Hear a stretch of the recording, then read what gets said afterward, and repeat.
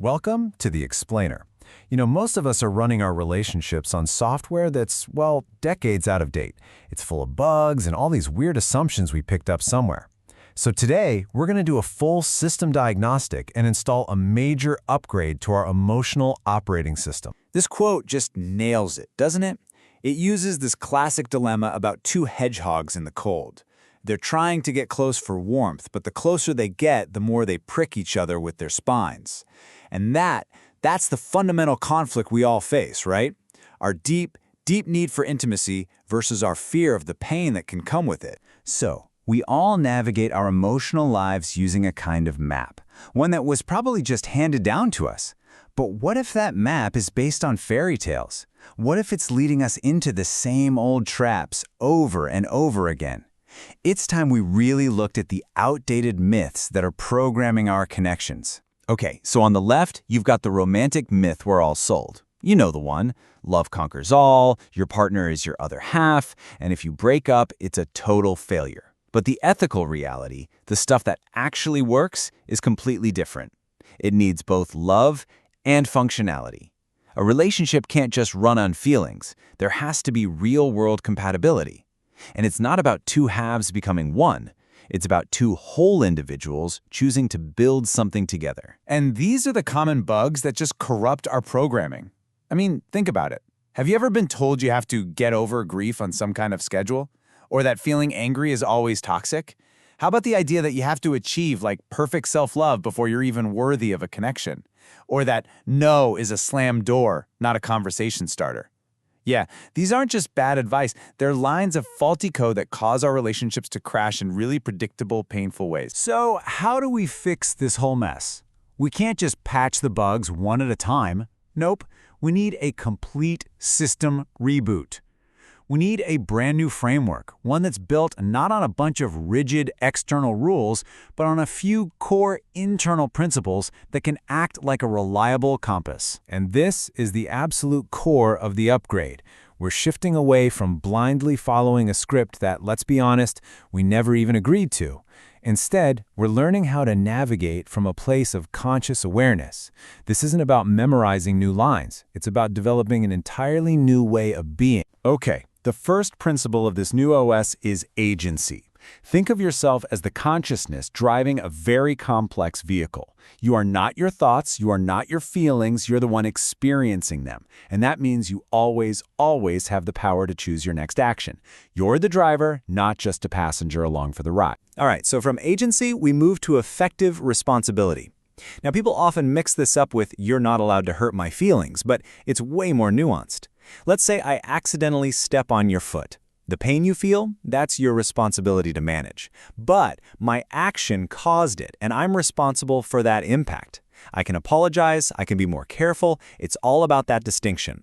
You own your feelings, and you also own the impact of your actions on other people. And the final core component, this is like the fail-safe for the whole system, is compassion.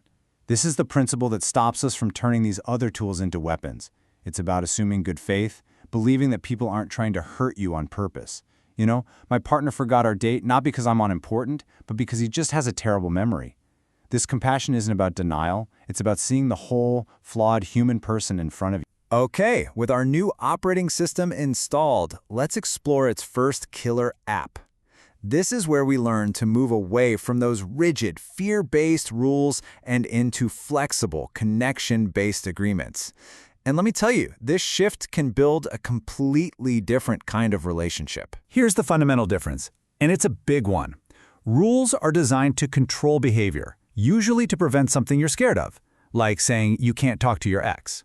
But agreements, their goal is to foster connection. They're about building what you actually want, and they're based on trust and negotiation and consent, not fear. So what makes an agreement ethical? Well, it's not some vague promise. First, it's got to be explicit. You have to say it out loud. No more assumptions. It has to be informed, meaning everybody has all the facts.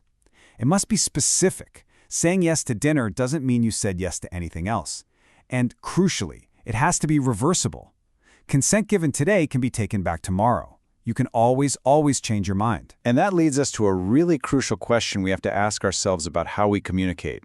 When we ask for something in a relationship, Is it a genuine petition, or is it just a hidden demand? The real test, it's all about how you react to a no.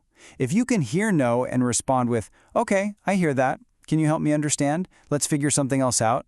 Well, that's a petition. It opens up a negotiation. But if your reaction is, "Why not? You should want to do this for me," you're punishing the no. And that's a demand. That shuts down any chance of real connection. Now let's talk about boundaries, another key feature of this new system. And we have to reframe them completely. They are not walls we build to keep people out. They are essential tools for self-preservation that actually allow for healthier connections to happen. The critical shift in focus is this. A boundary is about your action. It is not about controlling someone else's. It's not, "You are not allowed to yell at me." It is, "If you start yelling, I will leave the room."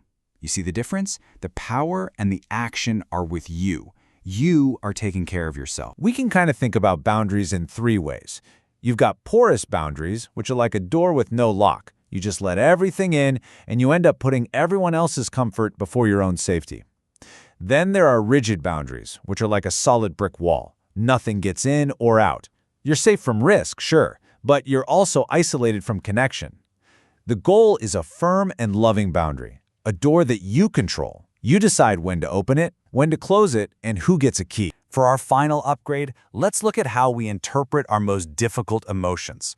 We're so often taught to see them as character flaws, but in our new operating system, they're simply data, valuable information that's trying to tell us something really important. Society, maybe our families, taught us that anger is bad, that it's wrong, it's toxic. We're told to calm down, be nice. But what if suppressing it means we're silencing the very part of ourselves that's literally designed to protect us? Anger is the emotion that tells you a boundary has been crossed. It's the energy that rises up to defend your integrity. I remember when my partner finally let me be truly angry, he said, "Okay, now I understand why this is so important to you." When you reject your anger, you're rejecting your own self-defense system. And then there's jealousy. Oh man, this one gets an even worse rap. It's seen as the ultimate sign of insecurity, something you should be ashamed of and just get rid of. But again, what if we've been reading this signal all wrong? This reframes everything, doesn't it? Your jealousy is your friend. It's pointing directly at something you value deeply that feels threatened. So instead of punishing yourself for feeling it, ask it, "Hey, what are you trying to protect? What unmet need are you showing me right now?" It's a message from you to you about what you really need to feel secure. And finally, there's grief. We're told to get over it, to move on. But it's not just about being sad. As thanatologist Oswaldo Loera puts it, it's a disidentitary experience. That means when you lose someone you love, you also lose the version of yourself that existed with them. The grief isn't a bug in the system. It's the process of the system fundamentally rewriting its own code. It's a total transformation. So, we've laid it all out. The specs for this new emotional operating system. You can build relationships on agency, responsibility, and compassion. You can trade those fear-based rules for connection-based agreements. You can learn to read your emotions as helpful data. The tools are right here. But installing the upgrade, that takes courage. And running this new software every single day requires vulnerability. So the real question isn't whether you can, it's whether you will.